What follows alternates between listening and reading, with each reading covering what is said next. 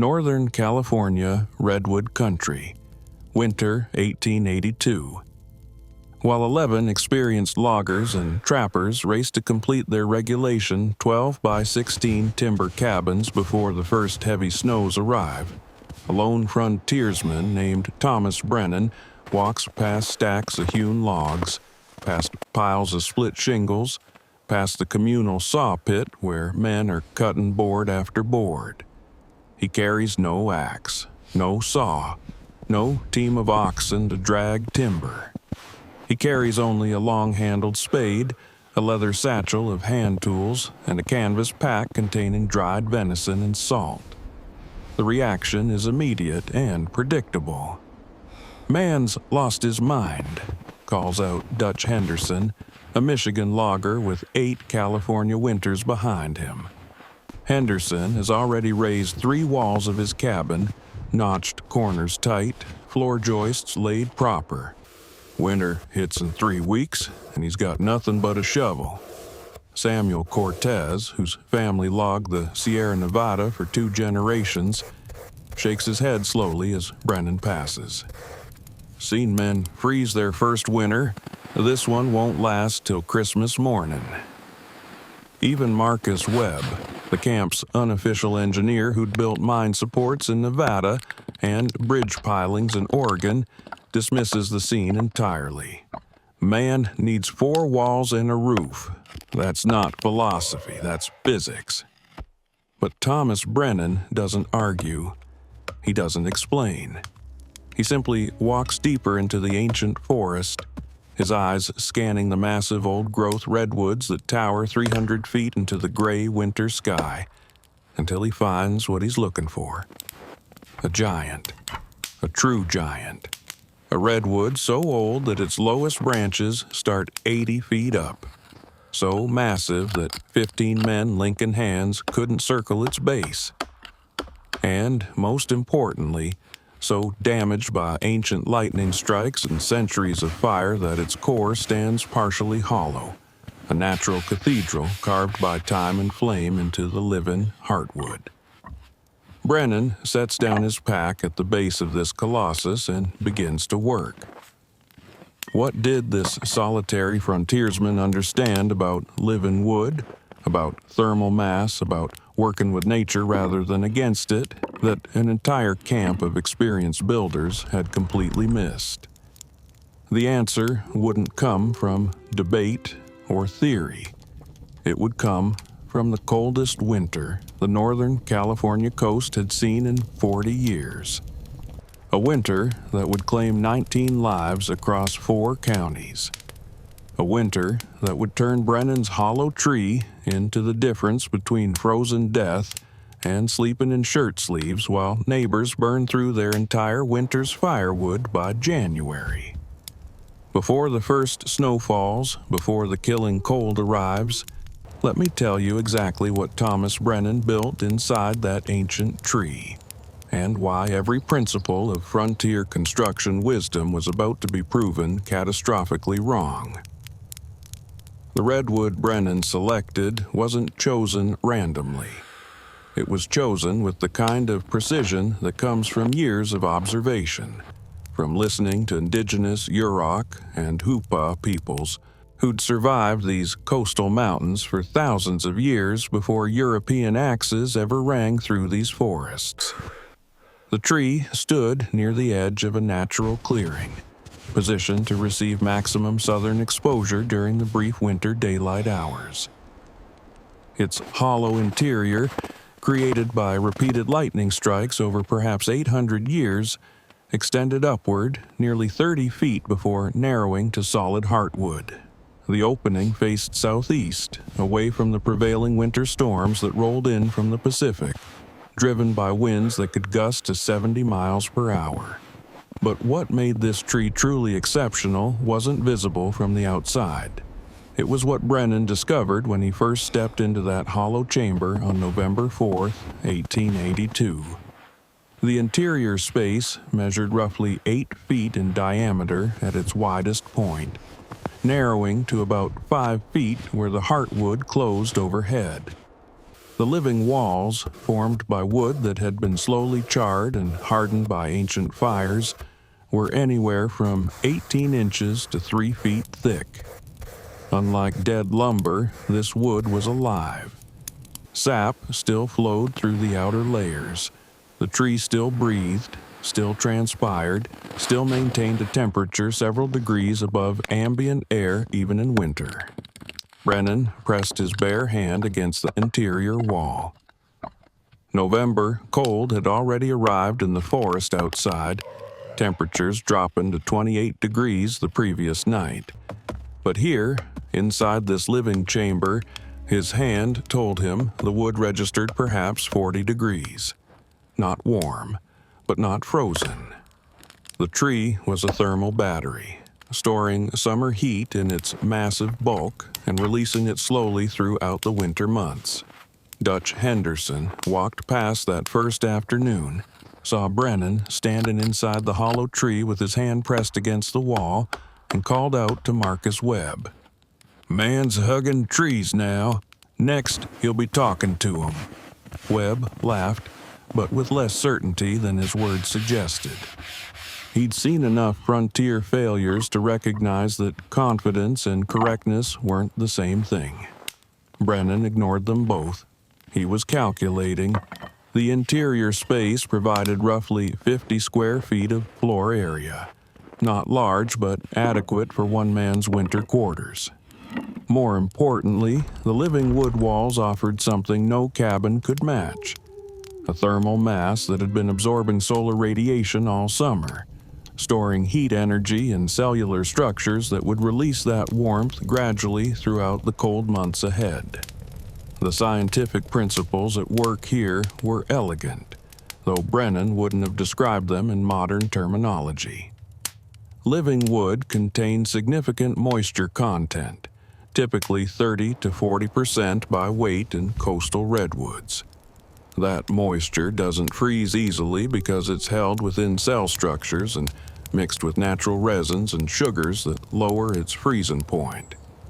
As long as the tree lived, as long as some sap flow continued even in dormancy, the wood would maintain temperatures above the air around it. Samuel Cortez stopped by on November 6th, curious despite his skepticism. He watched Brennan excavating the hollow's floor, digging down 18 inches to create a level surface while piling the excavated duff and soil around the exterior base of the tree. "What's that accomplish?" Cortez asked, genuinely puzzled.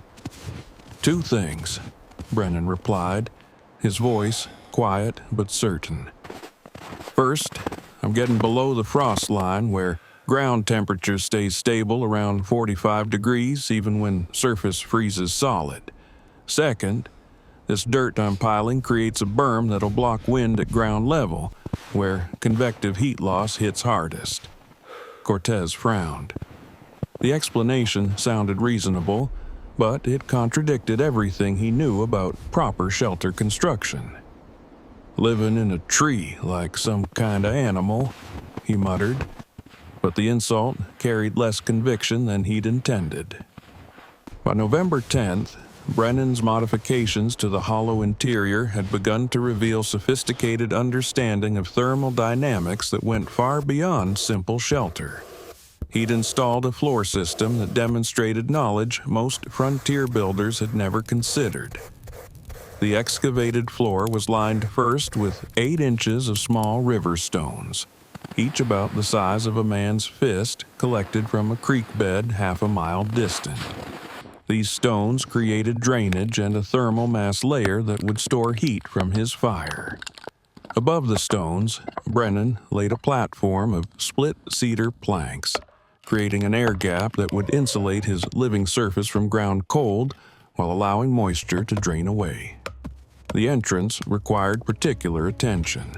Rather than leave the natural opening exposed, Brennan constructed an airlock system using a framework of willow withes and canvas. The outer door consisted of a heavy wool blanket treated with rendered bear fat for water resistance. 3 feet inside, A second canvas curtain created a dead airspace that would dust up cold air and prevent it from flowing directly into his living quarters. Marcus Webb examined this entrance system with growing interest. The engineer in him recognized sophisticated airflow management when he saw it. "That inner curtain creates a thermal trap," he said aloud, more to himself than to Brennan. "Exactly," Brennan confirmed. "Cold air's heavy. It'll settle in that entrance space. Warm air stays stratified higher up, right where I'll be sleeping and working." The fire system Brennan installed represented the most critical element of his entire design. And here his knowledge of indigenous building methods became most apparent. Rather than building a conventional fire pit, he created what the Yurok called a slow fire stone, a thermal battery disguised as a hearth. He'd collected approximately 200 pounds of specific types of rock: granite for its thermal mass, soapstone for its heat retention properties, and river-smoothed basalt for its resistance to thermal shock. These stones were arranged in a circular pit 18 inches in diameter and 12 inches deep, lined with clay to prevent heat from escaping downward into the earth. The genius of this system lay not in the fire itself, but in how the stones absorbed and released heat. Brennan would burn his fire hot and fast for 2 to 3 hours each evening, heating the stone mass to temperatures approaching 400 degrees. Then he'd bank the coals, cover the pit with a flat stone lid he'd shaped specifically for this purpose, and let thermal radiation do its work. Those 200 pounds of stone, heated to 400 degrees, could store approximately 12,000 BTUs of heat energy. Released slowly overnight through radiation and conduction, this thermal battery would maintain livable temperatures for 10 to 12 hours with zero additional fuel input. Dutch Henderson, whose conventional cabin required constant fire tending throughout the night, couldn't comprehend this approach. "Fire dies, you freeze," he told anyone who'd listen.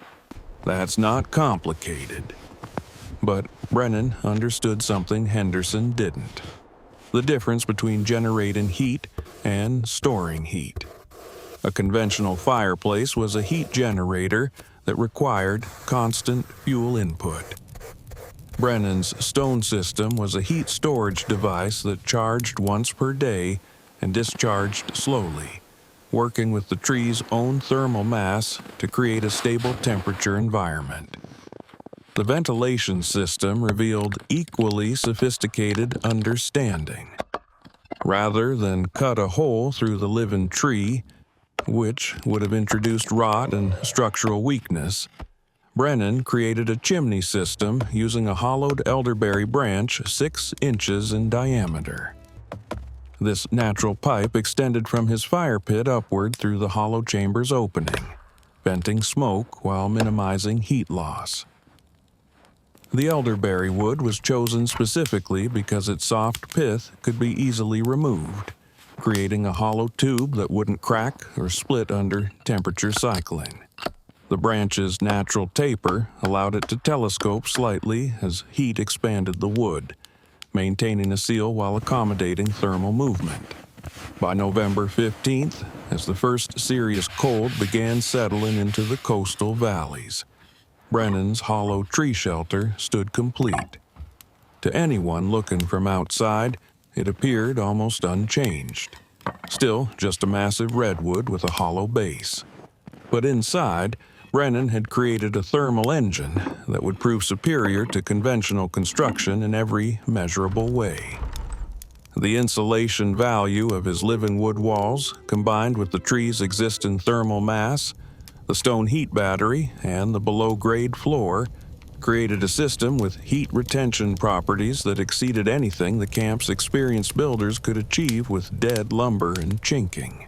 Samuel Cortez walked past on the evening of November 15th, and saw smoke rising from Brennan's elderberry chimney. The amount of smoke seemed impossibly small, just a thin wisp compared to the heavy columns pouring from conventional cabin chimneys throughout the camp. "Not burning enough wood," Cortez said to Webb, who'd stopped to watch the same scene. "He'll learn when real cold hits." What they couldn't see, what they couldn't possibly understand without entering that living chamber, was that Brennan's interior temperature held steady at 53 degrees, maintained by a fire that had burned out 2 hours earlier. The stone battery was doing exactly what Brennan knew it would, releasing stored heat slowly and steadily into a space insulated by 3 feet of living wood. Webb's cabin, with its conventional fireplace roaring, struggled to maintain 42 degrees despite consuming wood at a rate that would exhaust his winter supply by March. The experienced builder was hemorrhaging heat through gaps, chinking failures, and chimney draft. The man living in a tree was storing heat in living wood and ancient stone. Winter was about to reveal which approach represented true engineering wisdom, and which represented nothing more than comfortable assumptions that had never been properly tested. The storm arrived on December 1st, 1882, with the kind of meteorological violence that reminded men why the Northern California coast earned its reputation for brutal winters. Temperature dropped from 41 degrees at noon to 18 degrees by midnight. Wind gusted to 65 miles per hour, driving sheets of freezing rain horizontally through the forest. By dawn on December 2nd, the rain had turned to heavy snow, and by December 3rd, 2 feet of snow blanketed the entire region under skies that promised no break in the weather for days. This wasn't the gentle snow of Christmas cards. This was coastal Sierra snow, heavy and wet, each cubic foot weighing perhaps 15 pounds. The weight collapsed poorly constructed roofs, broke tree branches, and tested every shelter in the logging camp to its absolute limits.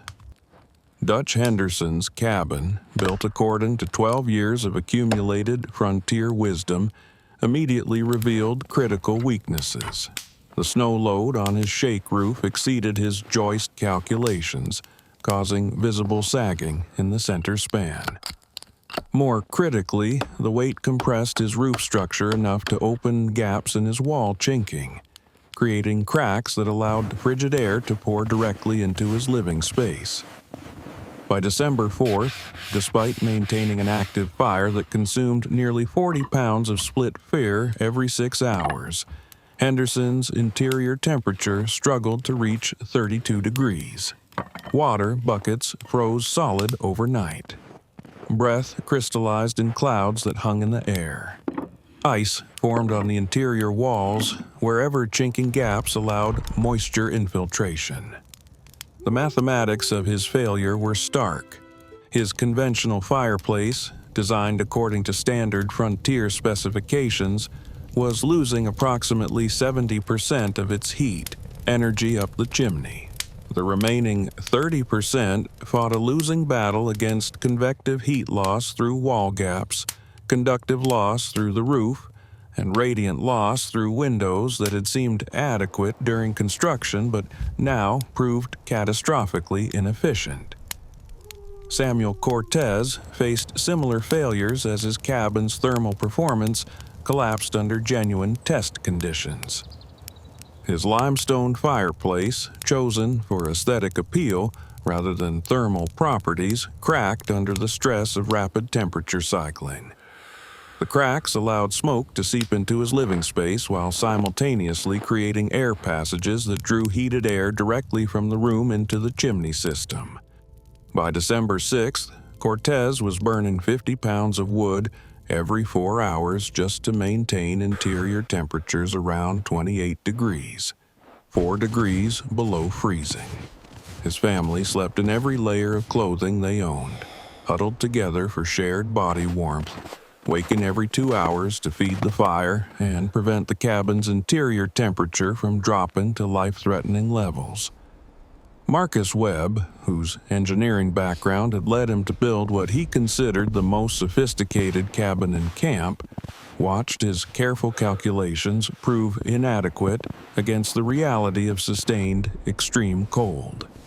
His cabin's interior volume, designed to provide comfortable living space and adequate wood storage, now functioned as a liability. The high ceiling allowed precious heat to stratify upward, away from the living area, creating a temperature gradient where floor level registered 24 degrees while ceiling temperatures reached 45. His fuel consumption, carefully calculated at 8 cords for the entire winter season, had already consumed 3 cords in the first week of December. The mathematical implications were terrifying. At current rates, he'd exhaust his entire winter fuel supply by January 15th, leaving him without heat for the remaining 3 months of winter. 20 yards away and 8 feet underground, or rather 8 feet inside a living tree, Thomas Brennan's shelter told an entirely different story. On December 4th, with outside temperatures at 16 degrees and wind driving snow horizontally through the forest, Brennan's interior registered 54 degrees. No active fire burned. The stone thermal battery, charged the previous evening with a 2-hour burn, continued releasing stored heat at a steady, sustainable rate. The living redwood walls, each breath of sap-filled wood maintaining its own temperature above ambient air, added their thermal mass to the equation. The tree wasn't just shelter. It was an active heating system, a living furnace that had been storing summer solar radiation in its massive bulk and now released that energy gradually into Brennan's living space. The snow accumulation, which threatened conventional structures, actually improved Brennan's thermal performance. 4 feet of heavy, wet snow settled onto the clearing around his tree, but the heat radiating from the living wood melted snow in a perfect circle extending 6 feet from the tree's base. The remaining snow created an insulation blanket over the dirt berm Brennan had constructed, adding R-value equivalent to modern fiberglass insulation. On the evening of December 7th, Dutch Henderson made his way through waist-deep snow to Brennan's tree. Pride wrestled with desperate practical need as Henderson stood at the entrance, watching steam rise from the small elderberry chimney into the frigid air. "Thomas," Henderson called through the outer blanket door, his voice tight with cold and exhaustion. "Need to understand how you're staying warm. My cabin's not holding heat worth a damn." Brennan pulled aside the inner canvas curtain, and Henderson felt a wave of warmth that seemed impossible given the conditions. The interior temperature felt like a mild spring day compared to the Arctic conditions outside. "Come in," Brennan said simply. Henderson ducked through the airlock entrance and found himself in conditions that contradicted everything he thought he understood about winter shelter. A thermometer hanging from a natural wooden peg read 56 degrees. Brennan sat in a single wool shirt, no jacket, working on equipment repairs by the light of a small oil lamp. The stone fire pit radiated gentle warmth, its rocks still holding heat from an evening fire that had burned out 4 hours earlier. "How much wood did you burn today?" Henderson asked, his engineering mind trying to calculate the impossible thermal equation. Brennan gestured to a small pile of split fir near the entrance. "About 8 pounds, burned for 2 hours after sunset. Let the stones soak the heat, then banked it." Henderson did the calculation in his head. His own cabin was consuming roughly 100 to 60 pounds of wood per day. Brennan was using 8 pounds, less than 5% of Henderson's consumption, while maintaining temperatures 30 degrees higher. "That's not possible," Henderson said flatly. Brennan smiled and placed Henderson's hand on the living wood wall. Tree's been storing heat all summer. These walls are 3 feet thick of living wood that stays above freezing even in winter. The stone battery captures heat from my fire and releases it slow. The entrance airlock traps cold air before it reaches the living space. Everything works together. He demonstrated the principle by showing Henderson how to read temperature at different heights in the chamber. At floor level, 54 degrees. At chest height, 56 degrees. At the top of the hollow chamber, 58 degrees. The variation was minimal. The entire space maintained remarkably even temperature distribution. Your cabin fights heat loss with constant heat generation, Brennan explained. Mine stores heat in stone and wood, then releases it slow through the night. I'm not heating air. I'm heating thermal mass that stays warm for hours. Henderson ran his hands along the stone fire pit, feeling residual heat that would continue radiating for another 6 hours at least. The physics made sense, but it contradicted every principle of conventional frontier construction he'd learned in 12 years of building experience. Why didn't anyone teach us this? Henderson asked, the question carrying more weight than simple curiosity. The Yurok have been building in these forests for thousands of years, Brennan replied. They showed me how redwood bark houses work, how to use thermal mass, how living wood holds heat. Most white builders never asked, just assumed our methods were better because they were ours. By December 10th, word had spread through the logging camp with the speed that only genuine crisis can generate. Samuel Cortez appeared at Brennan's entrance on December 11th, his face showing the exhaustion of a week spent fighting inadequate heating systems. His wife and 2 children were developing early signs of frostbite despite never leaving their cabin, despite maintaining active fire 20 hours per day. Thomas, we need help, Cortez said simply. Can you show me how to build what you've got here? Brennan invited the family into his living chamber, and Cortez's children immediately stopped shivering for the first time in 8 days. The 6-year-old daughter asked if they were inside a house or still in the tree, unable to reconcile the comfortable warmth with the forest setting she'd always associated with cold. Both, Brennan told her gently. The tree is alive. It keeps itself warm, and it shares that warmth with us if we're smart enough to ask properly. Over the next 2 hours, Brennan explained his entire system to Cortez, from stone selection and thermal battery construction to ventilation management and moisture control. Cortez took notes, sketched diagrams, and asked technical questions that revealed his growing understanding of principles he'd never encountered in conventional building practice. Can this work in a conventional cabin? Cortez asked. Or does it require the living tree? The stone thermal battery works anywhere, Brennan replied. The living wood mass is unique to this setting, but you can adapt the principles. Use dense clay walls for thermal mass, build below grade to access stable ground temperature, create proper airlocks to trap cold air.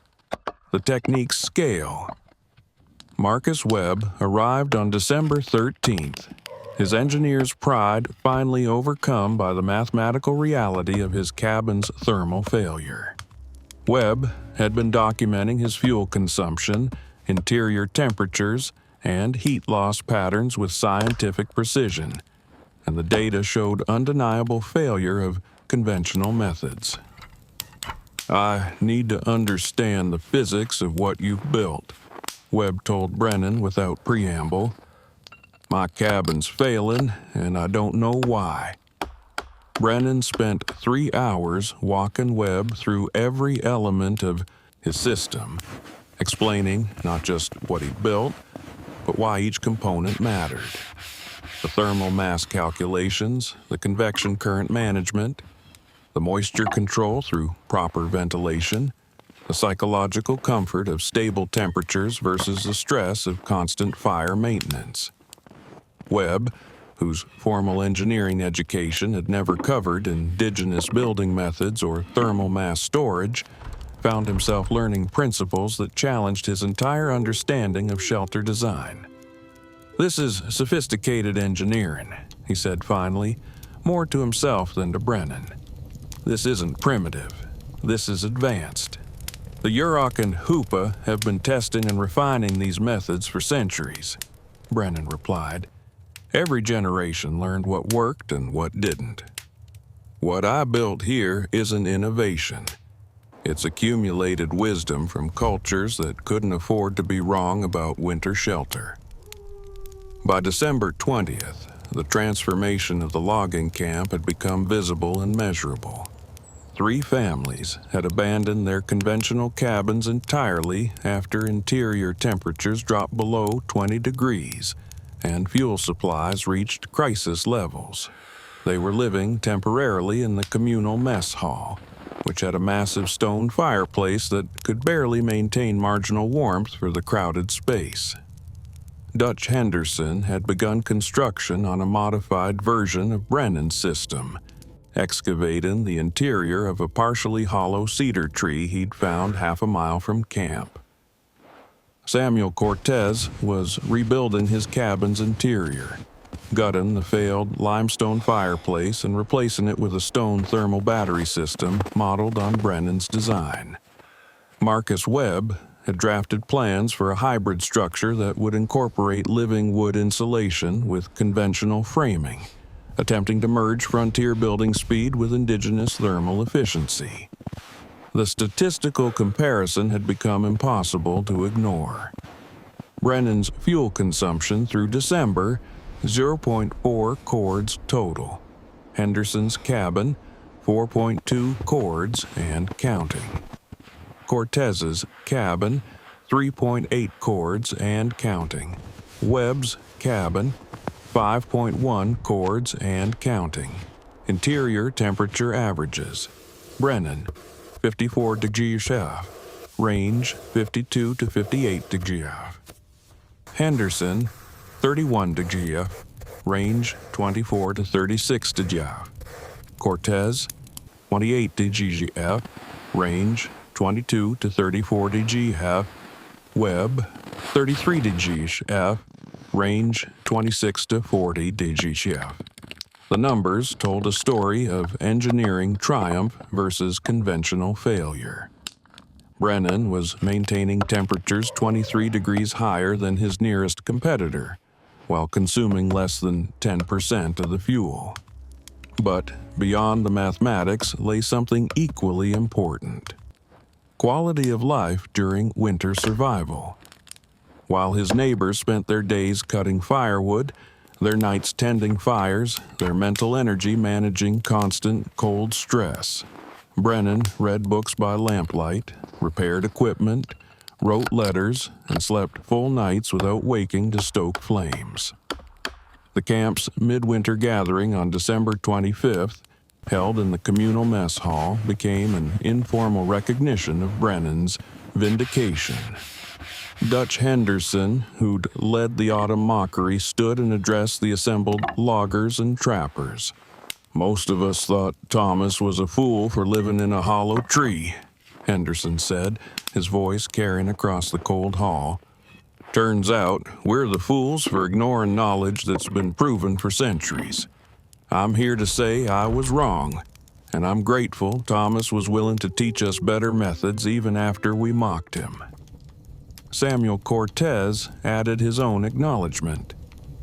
"My family nearly froze to death in what I thought was proper shelter. Thomas showed us that proper doesn't mean conventional. It means what actually works when tested." Marcus Webb, the camp's engineer, provided the technical validation that carried particular weight. From an engineering standpoint, Thomas's system demonstrates superior thermal dynamics, better fuel efficiency, and more effective heat retention than anything I learned in formal study. This represents sophisticated building science that we dismissed as primitive, and that dismissal nearly cost us lives. Brennan accepted the recognition quietly, uncomfortable with the tension but understanding its importance for spreading knowledge that could save other lives in other camps facing similar winter conditions. "The Yurok and Hoopa taught me these methods," he said simply. "They've survived these mountains for thousands of years. We'd do well to listen more and assume less." January 1883 brought the winter's most severe test, a cold snap that would validate Brennan's methods beyond any remaining doubt and reveal the catastrophic inadequacy of conventional frontier shelter when pushed to absolute limits. The temperature began dropping on January 8th, falling from a merely uncomfortable 24 degrees to a bone-crushing minus 12 degrees by midnight. The barometric pressure dropped simultaneously, creating a high-altitude inversion layer that trapped Arctic air in the coastal valleys like cold water in a bowl. By January 10th, the thermometer registered minus 18 degrees at dawn, the coldest temperature recorded in Northern California coast history. Wind remained mercifully calm, which meant no wind chill factor, but also meant no mixing of air masses that might have broken the cold snap's grip. The conditions persisted for 11 consecutive days, with nighttime temperatures never rising above zero and daytime highs struggling to reach 8 degrees.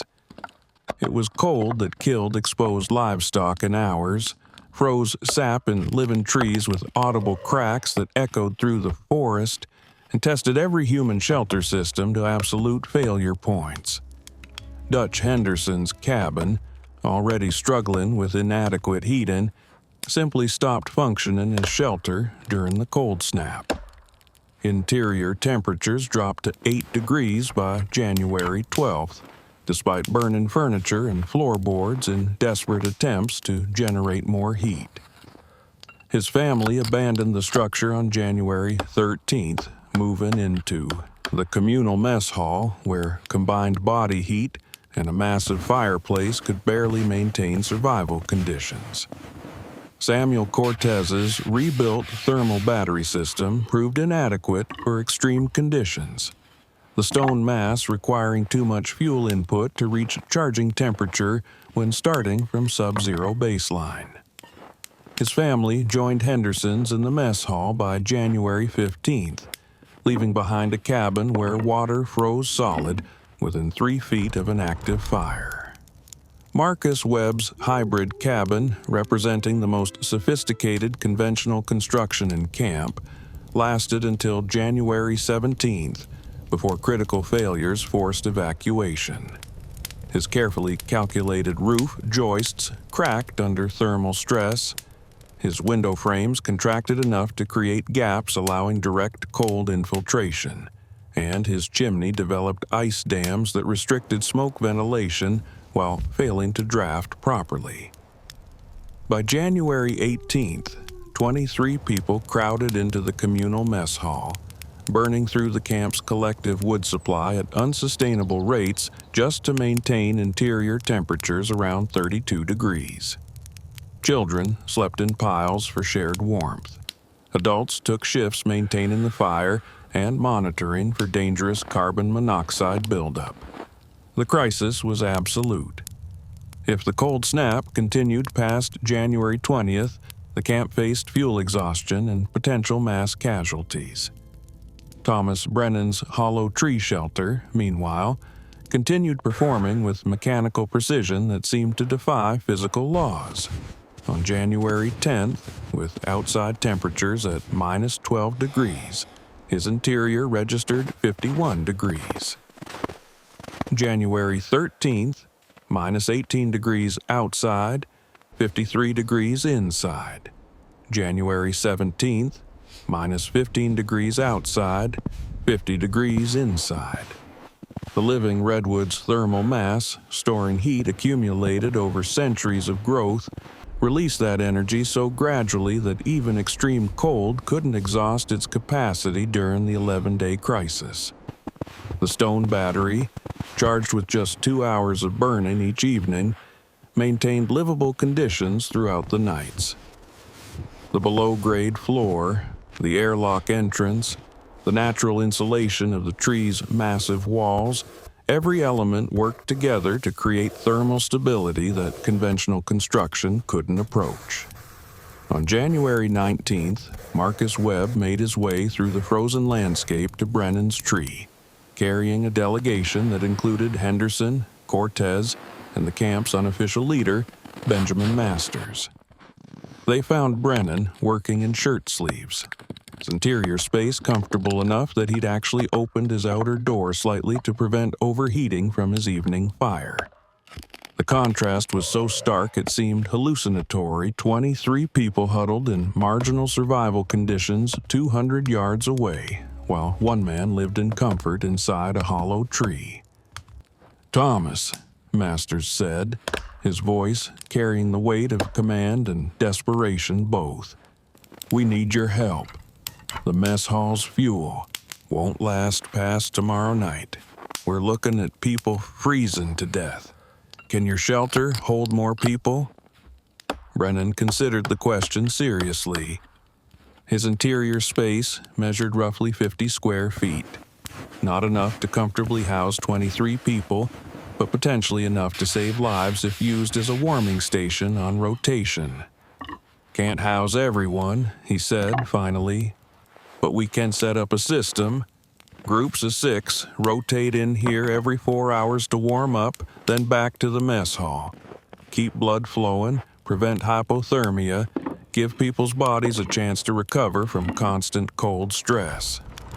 The rotation system began that evening, and the results were immediate and dramatic. Families who'd been shivering for 11 straight days found themselves sweating within 20 minutes of entering Brennan's living chamber. Children who'd shown early signs of frostbite recovered circulation and color. Adults who'd been too cold to sleep for days finally got rest in shifts. The psychological impact matched the physical benefit. Just knowing that warmth was available, that they could escape the cold even temporarily, reduced the crushing mental strain of sustained survival conditions. Dutch Henderson, during his rotation on January 20th, sat with his back against the living wood wall and felt tears he couldn't entirely explain.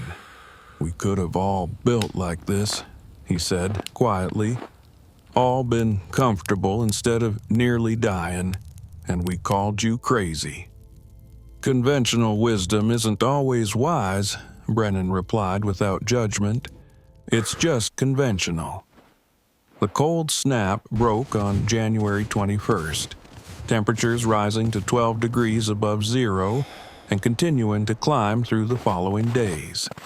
By January 25th, conditions had moderated enough that families could return to their conventional cabins and attempt repairs to failed heating systems. But the experience had changed fundamental assumptions about winter shelter throughout the entire region. The statistical accounting of January's crisis left no room for alternative interpretations. 0 casualties in camps using Brennan's thermal mass methods. 6 deaths from hypothermia in conventional structures within 50 miles. Fuel consumption comparison. Brennan used 0.8 cords for January. Conventional cabins averaged 8.4 cords for those who survived. Construction time. Brennan's modifications took 4 days. Conventional cabins required 6 to 8 weeks. The economic implications were staggering. A cord of firewood cost 3 days of labor to cut, split, and stack. Brennan's system saved approximately 7 cords per month compared to conventional heating. 21 days of labor that could be invested in productive work rather than mere survival. Spring 1883 brought formal recognition from the California Territorial Forestry Board, which sent engineers to document Brennan's methods for publication in official building guidelines. The resulting manual, Indigenous Thermal Mass, Construction Adapted for Frontier Use, became standard reference material for settlement planning throughout the Pacific Northwest. By summer 1883, 17 hollow tree shelters were under construction in logging camps across Northern California and Oregon. The technique spread through practical demonstration rather than theoretical argument. When one man survives comfortably while his neighbors nearly freeze, skepticism evaporates quickly. Dutch Henderson built a permanent version of Brennan's design that would house him through 19 subsequent winters. Samuel Cortez abandoned conventional cabin construction entirely, excavating a semi-underground shelter that incorporated living tree roots and thermal mass principles. Marcus Webb redesigned his entire approach to frontier engineering, publishing a series of papers that challenged established assumptions about shelter design in extreme climates. The Yurok and Hoopa peoples, whose knowledge had enabled Brennan's survival, received formal recognition from the Forestry Board for their contribution to frontier safety. Several indigenous builders were hired as consultants for settlement planning, their traditional methods finally acknowledged as sophisticated engineering rather than primitive superstition. Modern earth-sheltered housing, passive solar thermal mass systems, and living building designs all employ principles identical to what Thomas Brennan learned from Northern California indigenous peoples in 1882. Contemporary architects have rediscovered that working with natural thermal dynamics produces more efficient structures than fighting environmental conditions through brute force heating. The original redwood that sheltered Brennan still stands today, though its hollow chamber is now preserved as a historical site rather than active shelter. Visitors can enter the Living Wood Cathedral and feel the same warmth that saved one man's life and revolutionized frontier building practices throughout the Pacific Northwest. The ultimate lesson of Brennan's hollow tree extends beyond survival techniques or thermal engineering. It speaks to the arrogance of assuming that conventional wisdom represents optimal solutions simply because methods are familiar and widely practiced. Every winter, modern people die from cold despite having access to advanced technology, manufactured insulation, and abundant fuel supplies. They die because they trusted conventional systems without understanding thermal principles, because they assumed bigger meant better, because they fought nature's dynamics rather than working with them. Thomas Brennan survived because he listened to people who'd been solving the same problems for centuries. He learned that a living tree stores more heat than dead lumber, that thermal mass beats constant combustion, that small spaces heat more efficiently than large volumes, that indigenous knowledge represents tested solutions rather than primitive guesses. The frontiersmen who mocked him learned their lesson when their children developed frostbite inside supposedly proper cabins. The engineers who dismissed his methods learned when their calculations proved worthless against the reality of minus 18-degree conditions. The conventional builders learned when their expertise couldn't keep people alive through one brutal January. Brennan's response to his vindication remained characteristically modest. When asked years later why he'd chosen to live in a hollow tree when everyone told him he'd freeze, he simply replied, "The tree had been keeping itself warm for 800 years. Seemed foolish not to ask how." That humility, the willingness to learn from sources that society had taught him to dismiss, the ability to recognize that ancient didn't mean primitive and conventional didn't mean optimal, saved his life and changed frontier building throughout the American West.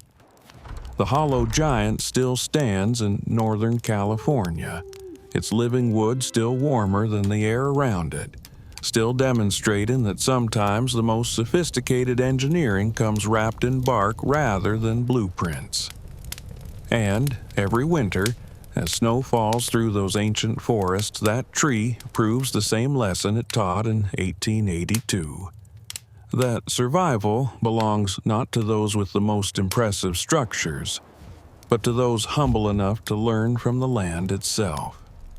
Sleep well, knowing that sometimes the greatest shelter comes not from what we build, but from what we're wise enough to recognize was built for us long before we arrived. The hollow giant waits in the forest, warm and alive, ready to teach anyone with the humility to listen.